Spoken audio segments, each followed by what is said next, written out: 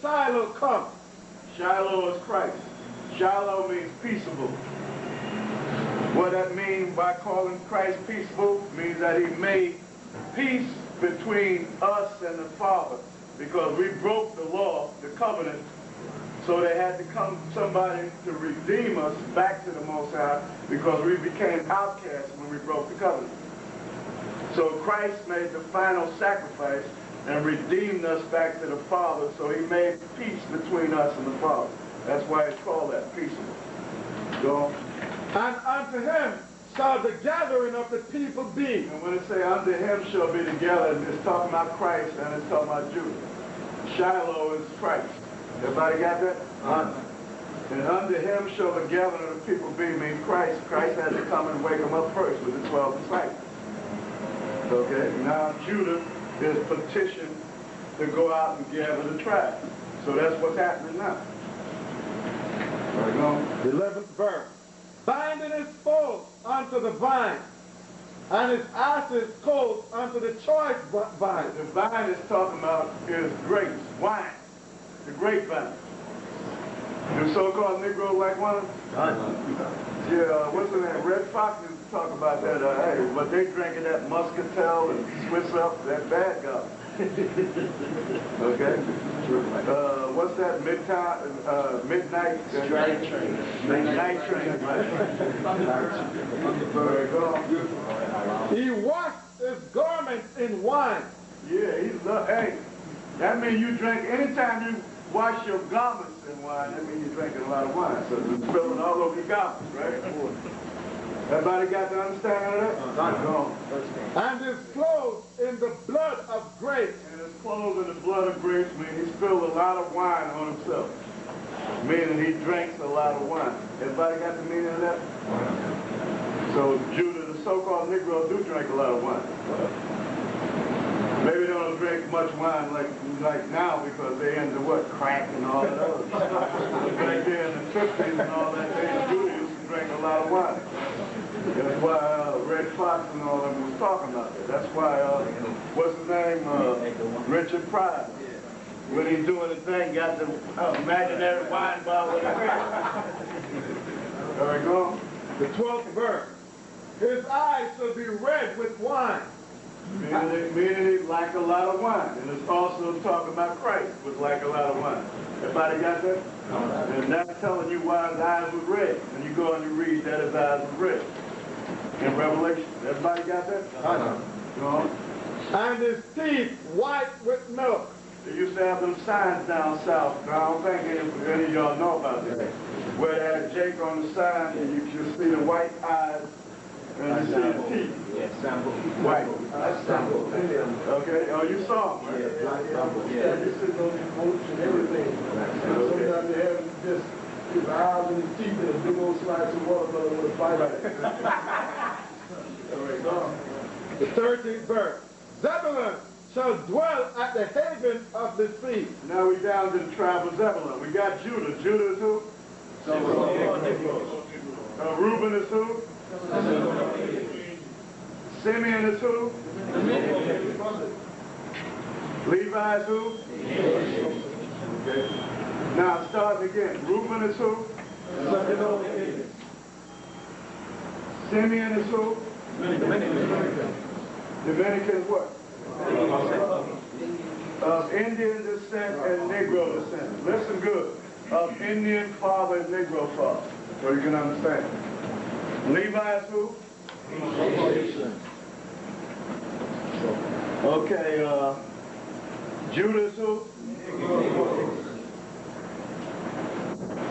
And where is he located at? America. What part of America? North America. Okay, remember that, because this is all called the America. All right, Zebulun. Come on. Read it again. Genesis 49, chapter the 13th verse. Zebulun shall dwell at the haven of the sea. So it's giving you where Zebulun shall be in the last days. What is this we living in? Last days. Okay. It say that Zebulun in the last days would be for a haven of ships. That's Panama. Panama is for a haven of ships. That's why the Panama Canal was through there. Everybody got that? So from Guatemala to Panama, that whole strip of land going down to Panama, not just Panama, from Guatemala to Panama, is located the tribe of who? Everybody got that? Not just the Panamanians. It goes from Guatemala to Panama. I don't have the map in here with me. I don't know where it's at. Anyway, go ahead.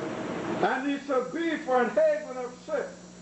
And he shall be for a haven of ships. Do ships go through Panama? Read. And his border shall be unto Zidon. So in ancient time, he was along the borders of Palestine. So now in modern time, he's down at the borders down there. They're going through. Okay? Between North and South America, right? All right. Next. Come on. The 14th verse. Issachar is a strong ass, couching down between two burdens. And this is beautiful because they got on the banners in Mexico a burro loaded down with a whole lot of burdens. A whole lot of bundles on top of his back. Y'all seen that? Read the statement again. Issachar is a strong ass, couching down between two burdens. So Issachar is the Mexicans of Indian descent. Okay, because why do I say it is that? Because you got Spaniards in Mexico call themselves Mexicans. They're not the real Mexicans. The real Mexicans are the ones of Indian fathers. Everybody got that? Read on. And he saw that rest was good. Do they have a siesta down there? Man, it's beautiful. This is super clear. And even in the lost tribes, they tell you about that too. It'll tell you who certain tribes is within the lost tribes. You have to really get into that.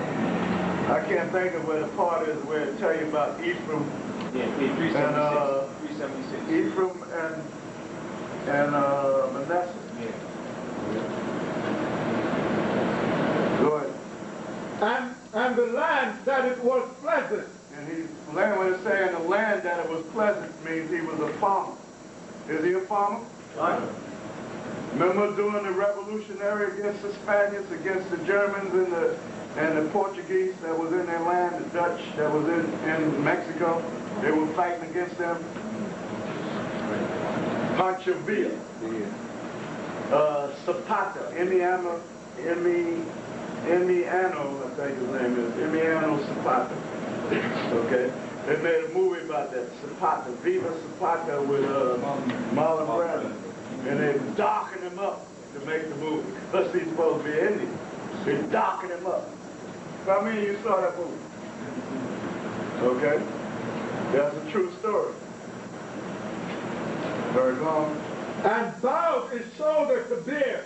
And he bowed his shoulder to bear the land. He became a farmer, because that's what they were. Go on. And became a servant unto tribute. And he became a servant unto who?